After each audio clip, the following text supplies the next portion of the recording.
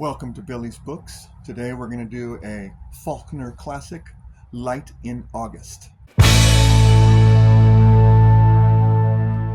I read this book in the 90s. I really enjoyed it. I tried to read other William Faulkners and I found them too dense. I thought I'd go back and read another one and I still found them too dense, so I'm rereading Light in August. It's a classic. The only thing I remember from it from the 90s is just I didn't remember anything about the storyline or anything, just the imagery of some guy in a cabin waiting. Um, Apparently, that is a detail in one of the many subplots going on in this book. The book starts with us meeting a pregnant woman named Lena. He drove on, the wagon beginning to fall into its slow and mile-consuming clatter. Neither does he look back. Apparently he is not looking ahead either, because he does not see the woman sitting in the ditch beside the road until the wagon has almost reached the top of the hill. In the instant in which he recognizes the blue dress, he cannot tell if she has ever seen the wagon at all. And no one could have known that he had ever looked at her either, as, without any semblance of progress in either of them, they draw slowly together as the wagon crawls terrifically toward her in its slow, palpable aura of somnolence and red dust, in which the steady feet of the mules move dreamlike and punctuate by the sparse jingle of harness and the limber bobbing of jackrabbit ears, the mules still neither asleep nor awake as he halts them. And she's on the road hiking. She's trying to track down the father of her child she's expecting. And he said he was going to be going out to look for work and then he'd send for her, but he never did. His name is Lucas Birch. He was apparently a very charming, or at least gregarious person. And she seems to know him really well, and it's interesting because she doesn't have any money or anything. She's just hitchhiking, across state lines in the South. And she hasn't. The people who pick her up find her sort of stillness, or not exactly stillness. They find her. She's talking as if the words that come out of her mouth, they seem to be like someone that's been fooled. Like, don't you know that he ditched you? But she talks about him in such a way that you get the feeling that even though it sounds like he ditched her, and she should know better, she still sort of describes him in the terms that he will do his job. And she's so very determined that people find it unnerving, and they're like, they almost, all of them kind of want to, various people pick her up on the road. And then when she gets to town, they ask her, and they all want to say, he ditched you, right? But nobody does. It's very interesting. She's an interesting character, but she's just sort of, this is the beginning of the book. And then we get to town and she finds, instead of finding Lucas Birch, she finds Byron Bunch, who works in a plane mill.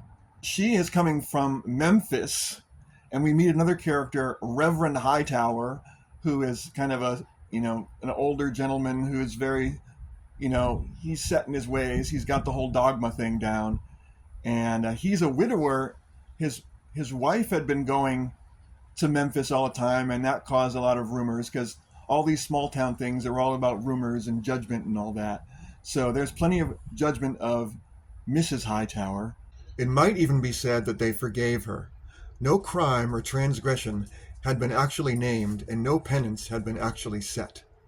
But the town did not believe that the ladies had forgot those previous mysterious trips, with Memphis as their destination, and for that purpose regarding which all had the same conviction, though none ever put it into words, spoke it aloud, since the town believed that good women don't forget things easily, good or bad, lest the taste and savor of forgiveness die from the palate of conscience. Because the town believed that the ladies knew the truth, since it believed that bad women can be fooled by badness, since they have to spend some of their time not being suspicious. But that no good woman can be fooled by it, because by being good herself, she does not need to worry any more about hers or anybody else's goodness. Hence, she has plenty of time to smell out sin. But that's in the past now. He's a widower, and he talks to Byron Bunch, and he's asking questions. And so while Byron Bunch is describing Lena, he starts saying, "You know, he's ditched her, right?" Or he thinks it in the back of his head, but never says it. But we figure out, we deduce from the story that Lucas Birch, her husband, who should be, is in fact Joe Brown, and Joe Brown has been living with Joe Christmas, and then once we find sort of that out, we get a whole backstory for Joe Christmas. Joe Christmas sees himself. He thinks he is part N-word, even though there's really no reason to think that because he appears to be a regular white guy, but he's got some sort of self-doubt, self-loathing, and everyone called him that, and he's like, I knew it, and he's very self-destructive. And then we go back to his childhood, and he was raised sort of taken as an orphan by a very brutal Christian who's really just beats the crap out of Joe Christmas all the time, but he does it reluctantly. It's his duty, and he just keeps on dutifully beating the crap out of this kid, and the kid sort of accepts it until he doesn't. That's part of the big story. When he turns 18, he's had enough, and he beats the crap out of his dad and leaves town. Maybe Dad's dead, maybe he's not, we're not sure, because he leaves town, and then he ends up in our town, and eventually more bad things happen. One of the things about Joe Christmas, he's really the main character of this, even though we start with Lena chasing his buddy Joe Brown. But Joe Christmas is really the subject of this book.